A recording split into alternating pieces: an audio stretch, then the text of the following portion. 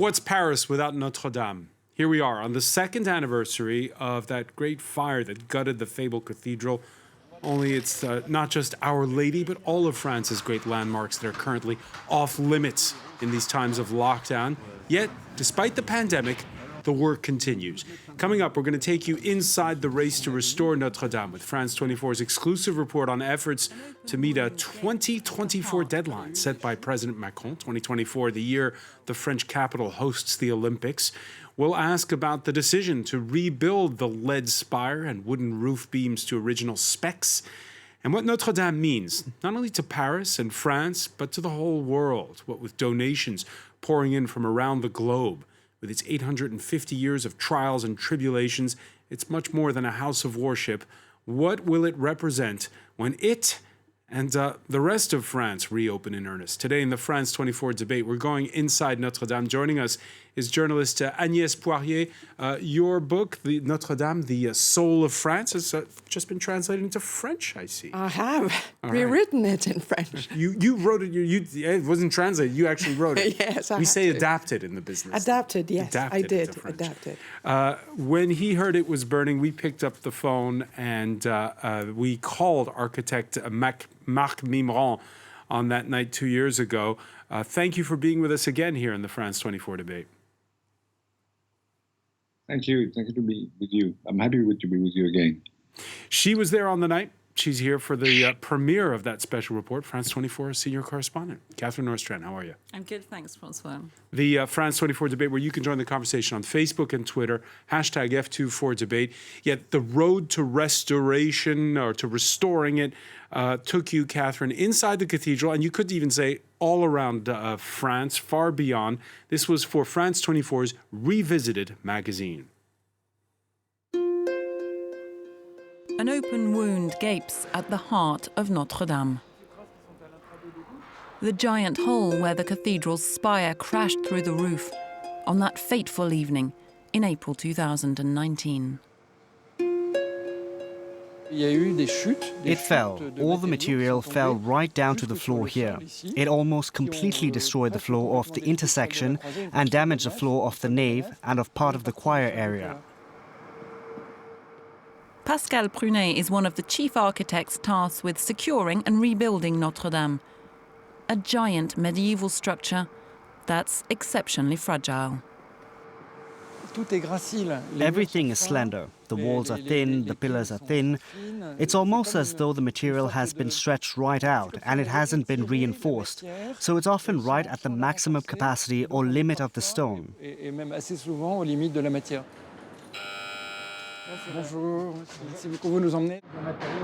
The most delicate part lies above a forest of scaffolding 28 meters high.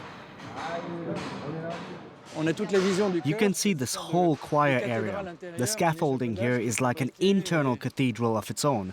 It's a beautiful vision, architecturally, even if it's only temporary. In the final stage of shoring up Notre Dame, what remains of its vaulted ceiling needs to be urgently reinforced. A large-scale operation is imminent. Here you can see an area which has been badly damaged by the fire. These vaults were only about 12 or 13 centimeters thick, and the fire caused it to probably lose 2 centimeters of that. Above miraculously intact stained windows, warped stones, blasted by the firefighters' hoses, and cracks dating back to the Middle Ages, reopened by the extreme heat. If you're talking about fragile, look at that area up near the top of the vaulting, which is completely grey. The stones have probably been cooked. We'll have to replace them. They resisted temperatures of 800 to 900 degrees Celsius.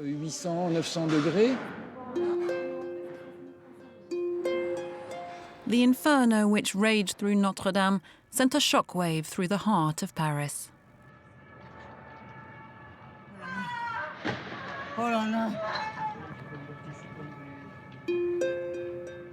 Especially the island on which it stands, the Île de la Cité.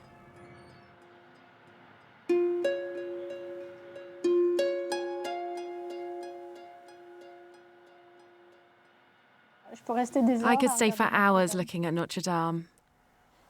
This place emanates a great deal of calm, despite everything that's happened. In the past 2 years, local resident Isabel has been in mourning. And yet her memories of the fire remain very raw. I think I remember screaming when we saw an absolutely gigantic flame that was higher than the two towers and bright orange. That image, even now when I'm talking about it, it's just a vision of horror.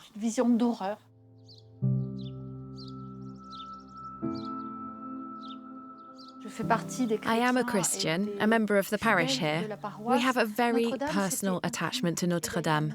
It was as though it called out to us, as though we were drawn to it. When I started living on the Île de la Cité, I started going to Mass. It was as though it was impossible to resist. It wasn't just the faithful who flocked to Notre Dame. Before the fire, it was France's most visited monument, attracting some 13 million tourists a year. Local businesses were feeling the loss long before the coronavirus pandemic.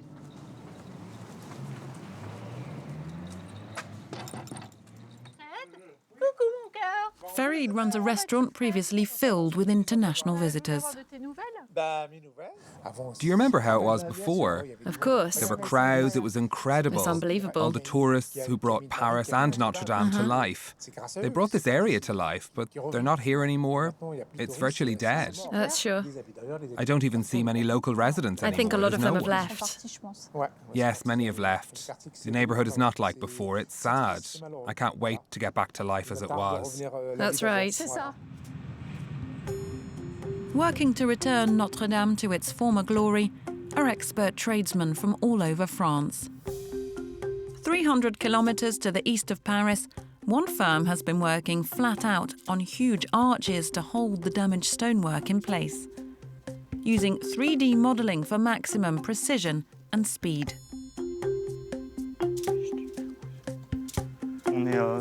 These are emergency measures. We have to make the pieces and get them out as quickly as possible.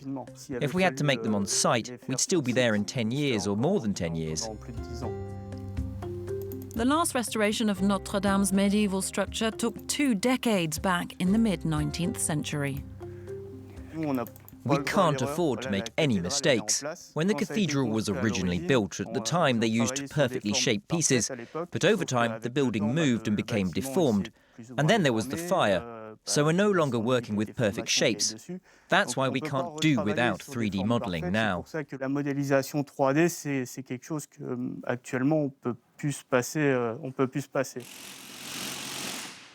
They're constructing 52 arches. Every angle, joint and plank is unique. It's essentially a vast 3D jigsaw to reinforce the top of Notre Dame using the latest technology. This is one of the finished pieces that we're going to place right under the vault to relieve the pressure on the stone. This is a robotic arm which can produce a curve. It can do any form. It's technology that works very quickly. We have to be accurate right down to the nearest millimeter. Everything has to meet that standard. Damien is the technical director of Le Bras Frères, a firm which has previously restored the Louvre and the Château of Versailles. They were also working on the roof of Notre Dame on the day ahead of the fire, and watched in horror at a distance as the firefighters battled the blaze and accusations flew. At first, we couldn't believe it. People were saying, Notre Dame is on fire, but we didn't understand what was going on. We were far away, we could see the fire spreading, the spire collapsing. It felt terrible. We couldn't believe it actually. We watched it all night on TV. Our job is to build beautiful frameworks, good quality, following all the rules. And then this. There were false rumors flying around, people hinting that we were behind the accident.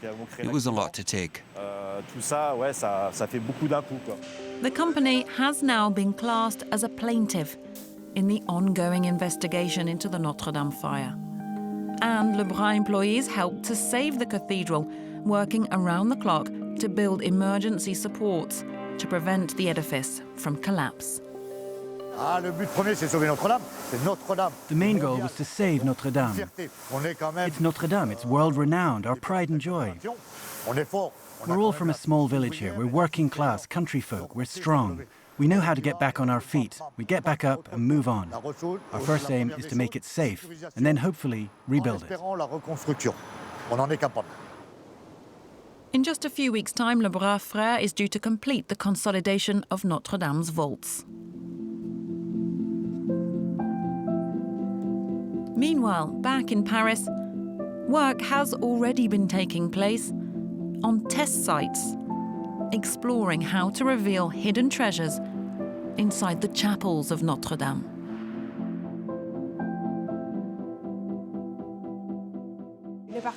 The lowest parts have suffered the most from the fire, the dust and the humidity. The water sprayed everywhere by the firemen.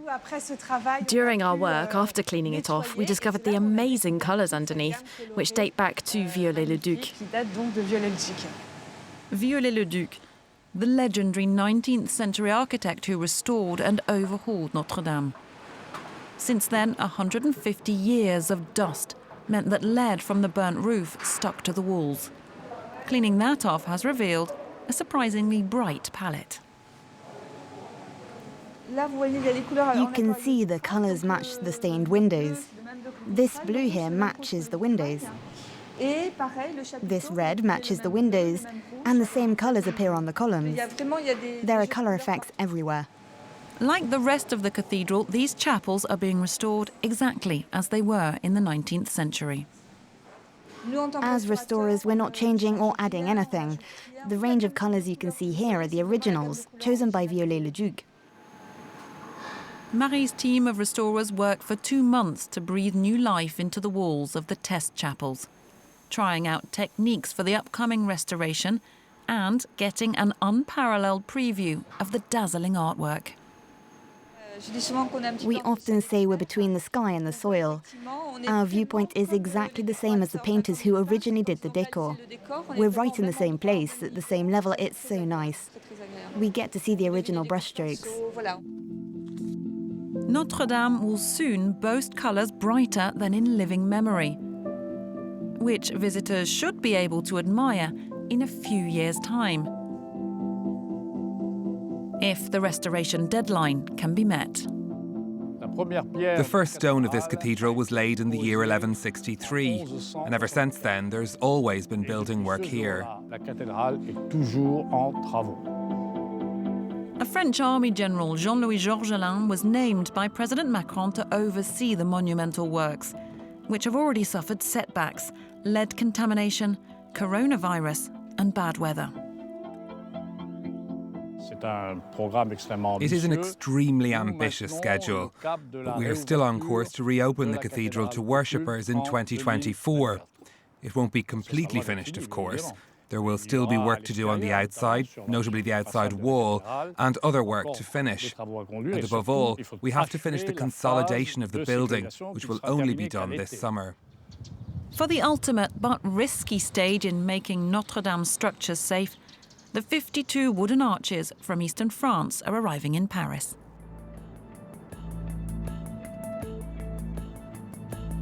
They have to be lifted 30 meters high, right over the fragile edifice, in a perilous operation.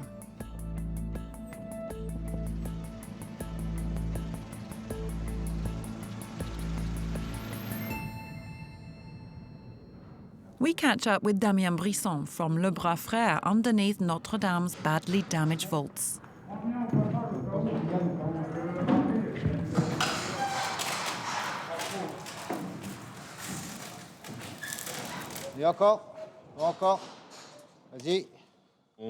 We're providing relief for the cathedral, giving it crutches, support, because there are many weaknesses. The arches weigh around 1.5 tons each. Every time they hoist one into place, Damien and the team hold their breath.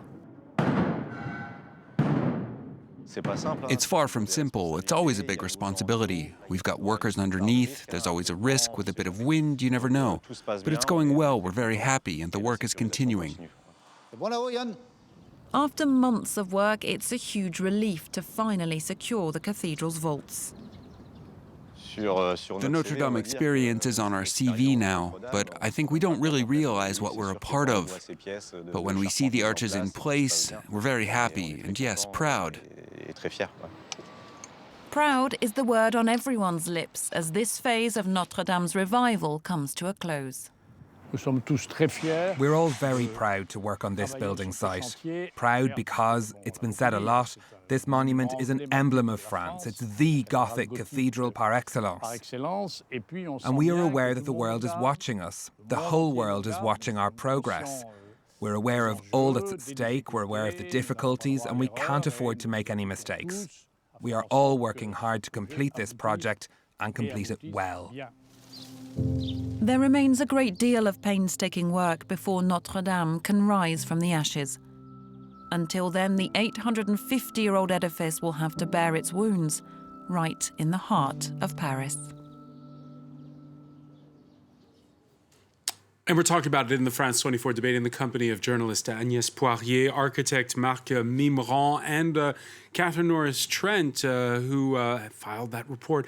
Catherine, on your Twitter account, you posted pictures of yourself in that full gear. Right? Did you see that? Because when you're actually inside, there's that fear of lead poisoning. Right? Absolutely. There's an awful lot of difficulties which people working in this building site have to overcome every time they turn up for work. So everyone has to be fully kitted out in either disposable clothing if they're a visitor, or clothing which is left on the contaminated side of basically, they call it a SAS. So you go through and everything that could be inside the cathedral that could have been contaminated with lead dust has to be either discarded or professionally cleaned. And then everyone has to shower, clean all their equipment. And, there's very strict health and safety protocols because clearly lead contamination is a big concern here. I mean, we saw local people worried about that in the early days, and, they don't want people who are repeatedly coming on site ingesting any of these lead particles. There's even been, Marc Mimran, a court case filed over this. Is the lead a problem? Yes, I think the lead is a problem for the past, for what happened, and it's also a problem for what is going to happen, because if we imagine that they are going to put lead over the charpente next year, it will be a problem. And yet that's exactly what they're going. Can we recover? That's exactly what they're going to do, because the decision after there was a bid with lots of architects who submitted their ideas, and the idea was we're going to rebuild it to original specs. And you saw in that report that woman saying they're not changing anything from the last big renovation from the mid-19th century. Marc Mimran, you wrote an op-ed piece in Le Monde where you were scathing about it. You denounced the fact that they've decided to rebuild it as it was. No, I said that it should be rebuilt as it was from the exterior, but why should all that being built out of wood, tons of wood that is going to be the charge of the next fire, and then lead, who is completely forbidden now. So I was astonished that they didn't think about the idea that it could be also the opportunity to make a new modern way of building. Agnès Poirier, why should it be like it was, as nobody see it? Agnès Poirier, could they have let me bring in Agnès Poirier on this. Could they have been true to the spirit of Notre Dame and maybe modernized a little bit the design? Well, they could have done. I mean, we know that Reims, that was badly damaged in 1914, had a roof made of concrete. And of course, there are many other Gothic cathedrals that burned down, and at different stages, modern material were chosen. But Notre Dame is unlike any other Gothic cathedral in France, and I think they didn't go about this decision lightly. It was a 3,000-page report from Philippe Villeneuve, who is the architect-in-chief of Notre Dame. He presented his report to a large committee, not only to the president, to a large committee of art historians, architects, the clergy, the Ministry of Culture, the Paris municipality, and the president. And his presentation lasted for 4 hours. And what's his answer then? Well, when Marc Mimran says, what happens when there's the next fire? Well, actually, the only thing they actually accepted every single of his conclusion, but at the time they asked him whether perhaps the timber and the oak could be assembled slightly differently, because there are no fixtures, in the medieval builders were quite incredible. So they did ask for him to reconsider the way the oaks could be assembled. So I don't know what's the answer on that. We will know later. But basically, they chose a historic continuum. Take it or leave it. I think it makes sense. Of course, you could argue that nobody's saying that forest, as we used to call it. But again, it shows the completely unique position of Notre Dame. Was it an architectural decision or a political decision, rebuilding it the way it was? Both, I would say. I would guess both. No, officially, it's very much an architectural decision. I would also add in there the question of timing, because Emmanuel Macron, very quickly after the fire, came out and said, we're going to rebuild this back by 5 years. And they're sticking kind of to this very tight deadline where they're saying they want it to be open to worshippers for Mass in 2024, and it's extremely tight. I mean, most of the time for the past 2 years, they spent an awful lot of time just trying to secure the structure itself and take down the burnt scaffolding, which was already there because the repairs had started, the renovation work had started on the roof, and that burnt and molten scaffolding was really a danger to the whole structure. They had to get it out, and it was an extremely delicate operation. So they spent a long time very carefully doing that. That leaves now 3 years for the rest of the renovation. I mean, this is not the official version, but when you look at it and you think, okay, let's open this out, to tender, to visions from all around the world, different architectural visions, surely... Which they did. Well, then they decided that they were not going to do it. It was the very beginning of the process. They didn't go fully down that line.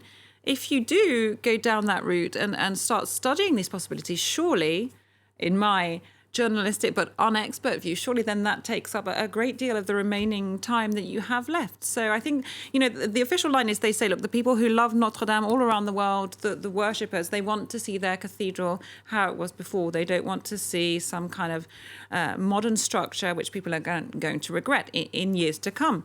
But, clearly I think there's a huge amount of practical difficulties with getting this renovation in on time as well. Yeah, we saw the French president tour the site for the second anniversary. Emmanuel Macron, who knows it won't be finished in time for the Olympics. But nonetheless, you heard in the words he spoke, there is that pressure to meet a deadline.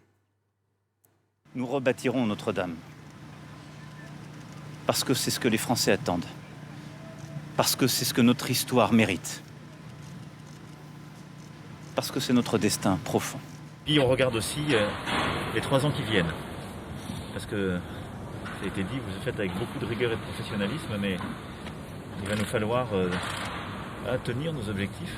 Et donc, il y a une très grande mobilisation, une planification très exigeante et rigoureuse.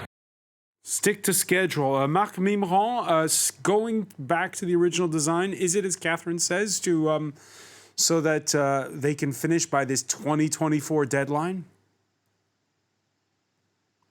No, but we could have make it out of concrete like it has been said in Reims, or in steel like it has been done in Chartres. It could have been done very quickly also. But the main thing is that they don't want to take any chance to renovate it in a new way. But I think they will not finish up the whole cathedral in 2024, but they can do it. It can be done. The work can be done. We can have a mess under the cathedral can be reopened in 2024. I think. Now that they did the most difficult part, which is the reinforcement of the structure, and now they have to build it again. So I hope it's going to be done. Yeah, watching in the report that you filed, those metal beams right now that are inside of the structure, a reminder of just how close we came to seeing both bell towers collapse. And in your book, Agnès Poirier, you sing the praises of the Paris Fire Department. Well, they saved Notre Dame. And because it wasn't obvious that they would go up the bell tower to douse the flames. Well, I mean, I talked to General Gallet, who was the chief commander of the firemen, and we have to talk about Paris firemen. They are very different from any other firemen's brigades in London or New York. They are soldiers. Napoleon almost perished in a fire at the Austrian embassy in Paris in 1811. And after that, he said, okay, well, we need professionals here. We need the best people. So the firemen of Paris are soldiers. They are very young. Yeah, they answer to the defense ministry. Exactly, and they are very young. The average age is 27, and they are very small and very fit, very strong. Why? Because they need to be able to go inside Parisian buildings that are quite narrow. And also their specificity is that they combat the fire, you know, as we say, corps à corps, that is to say...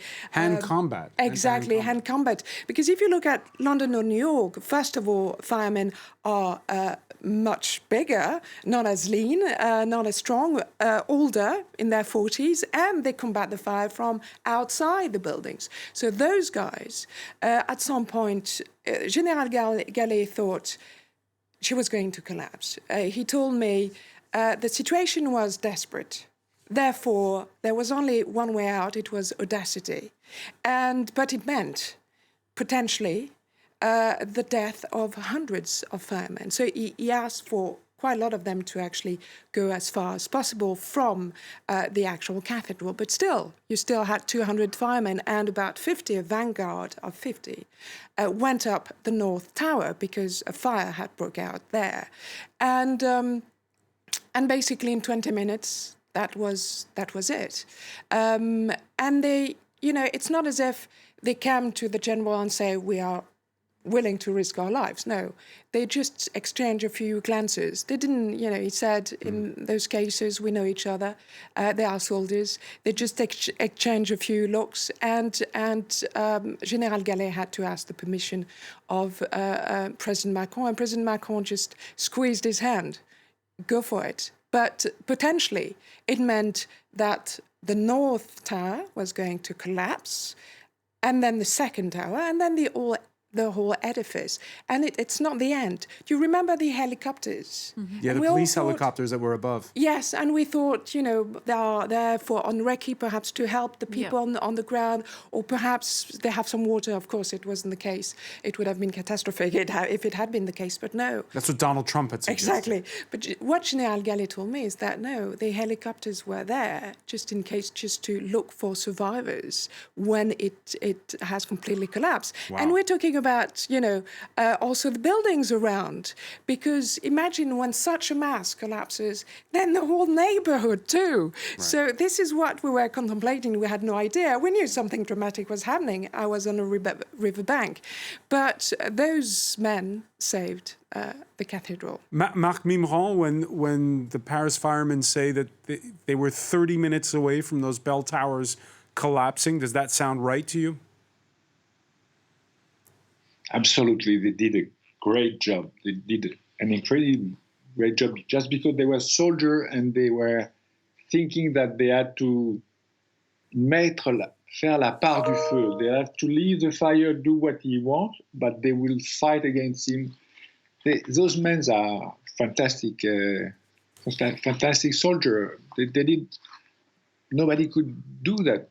Imagine that they were at the limit, because if the bell the support of the belt was under fire. If the belt was falling down, the tower could fall down, and then again and again. It was like the collapse of the Twin Towers, from one side to the other. So everybody has to think about the great job they did. It's absolutely true then that more an half hour again, and everything would collapse. Catherine Nordstrom, you remember back to reporting on it 2 years ago. What stuck out in your mind at the time? Well, listening to what Agnès and Marc are saying, you just really sends shivers down your spine. I mean, we were journalists outside the front of Notre Dame, just outside the police and the fire cordon, standing outside watching the fire progress. And we started to hear in the night, that the structure wasn't safe yet. And then you think, goodness, so what does that mean? We're going to lose Notre Dame? It's going to come collapsing down. And you start thinking about the consequences of that. And it was only really late into the night when they officially said it's been Notre Dame for now has been saved. And then, of course, getting up the next day and following it through the next days, and it became clear just how fragile the structure was and how the work was continuing to try and prop it up.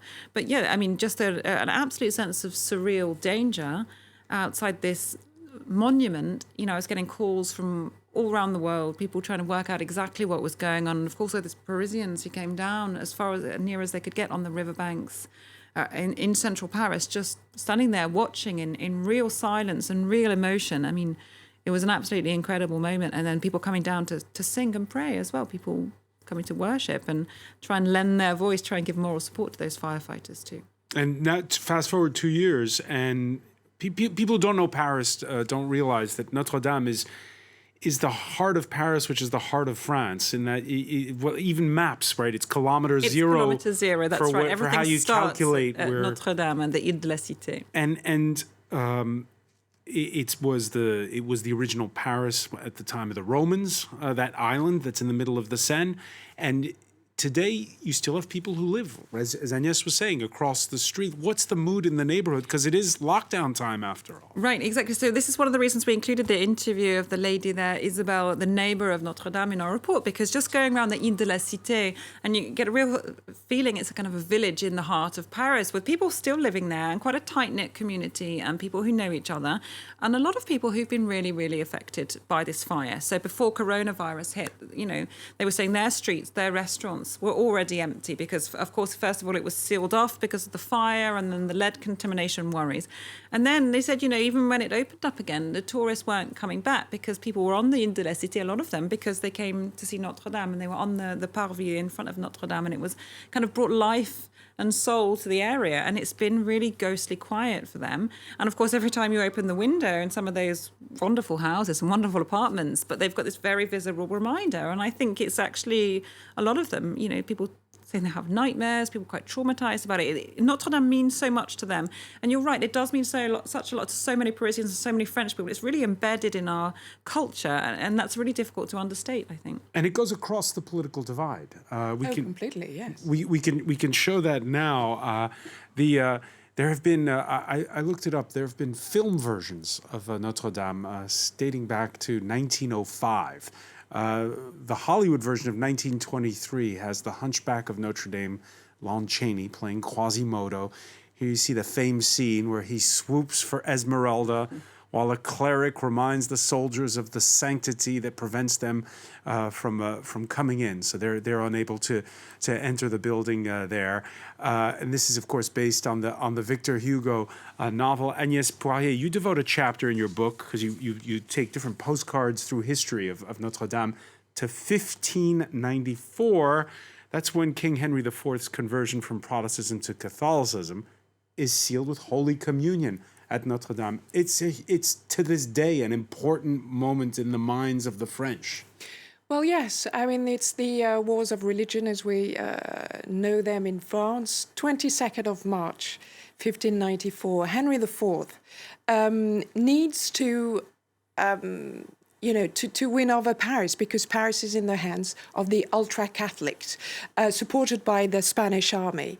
But Paris remains one of the very few territories in France that haven't actually recognized Henry IV. And he knows he cannot be the King of France without Paris. But he prepares the day very well. He's a great communicator as well. And the Parisian are really famished. And so it's... because there's a siege of the capital. Exactly. So at dawn, under a very light rain, he goes inside Paris. He's made a sort of deal with the governor of Paris, who understood where his interest lied. And he sends vanguards just to clean the streets of the Spanish ultra-Catholics. And he's just alone on his horse. Doesn't wear any arms. And he let the people of Paris, who at first are a bit perplexed, and come to him. And there are testimonies of some of them saying, well, I managed to actually touch the horse or even the foot of Henry IV, Henri de Navarre. And let us not forget, he's the son of a Protestant and the son of a Catholic, and he's converted 6 times already. But that's the last. That's the last one. So he's Catholic, and so he goes he rides through Paris, and where could he end his journey? Because the Parisians at first are perplexed, but very, very quickly they are in awe of this very approachable king, and he also looks very, very nice, and a lot of sympathy when you look Henry IV. And of course, he ends up in Notre Dame, and the bells are chiming because the rumor has preceded him, and it's just. On his knees in Notre Dame, but he's also the day before he's managed to print a few flyers, as we would say today, and people at the Ile de la Cité are just telling Parisians, and it says grâce et pardon, grace and forgiveness, and in the brochure that he's giving out to Parisians, I don't want any revenge. I just want the Spanish guards and the ultra-Catholics to leave Paris, and so we can all be reconciled. And so this is when, as often in history, France reconciles itself. It's a place of haven and a place of reconciliation. Yes, a place where we celebrate our greatest, glorious events, but also deep sorrow. It's a place of both sacred and secular, Gothic and revolutionary, medieval and romantic. It's the whole of France. And the left, even the firmly secular left, feels an ownership as well. Well, of course. Well, we could talk about, but we don't have time, but 1789 and the French revolutionaries, just one thing. Bastille Day, 14th of July. What do they do the day after? They flock to Notre Dame to celebrate having massacred Swiss guards, because they think that the Providence, or God, is necessarily on the side of the people. So, Notre Dame is the people's palace. The people's palace, it's the world's palace. Marc Mimran, what is it? We're close to 900 million euros in donations that have come in from the 4 corners of the earth for this restoration, reconstruction project. And by the way, that's more than double the annual budget of the French Culture Ministry, just to give you a scale of what that kind of money represents. What does that tell you?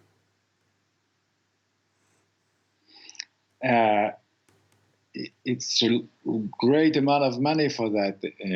I'm not sure we need all that, but it's the fact that everybody in France has a part of his mind linked with Notre Dame, secular, religious. It's very important for all of us. We are linked with that because it's not only in the kilometer zero, but it's the root of the country here. So it's 800 million for 800 years, almost, no? 850 years. Yeah, it's close to it. I think it's like 833 was the latest figure I had in euros. So kind of nearly $1 billion. And a lot of the donations, I haven't got the exact breakdown by country, but a lot of them came in from Americans and people around the world. From 150 countries, the donations came in from. And, you know, clearly Notre Dame has not just a significance for people in France. It has a real resonance for people all around the world. It's just got this kind of place, this iconic place in people's hearts. Not necessarily people who are devout Christians either. I think, you know, the sheer nobility of its history, the sheer fact that it's more than 850 years old, that it's stood there, that it's this icon of Gothic architecture. There's a lot of people who aren't necessarily religious, but just appreciate the wonderful architectural monument that it is and can't see that, bear to see that going down to the ground in flames. Marc Mimran, you surprised at the outpouring from around the world? No. It's really a unique monument, obviously religious, but for all of us and for all the world, it's a reference in the Gothic architecture. It's a reference of the idea of lightness and the light, which is linked with the religious aspect. It's not only that; it's also what we work on with architecture in general. So 1 million for 1 year, it's a good number. Okay, it'll be our final word for now as that race to rebuild continues. I want to thank you, Marc Mimran, for joining us. Agnès Poirier, your book just published in French, Notre Dame, the Soul of France, and Catherine Norris-Trent. And if you missed part of that report, you can catch it on from our revisited program on our website, france24.com.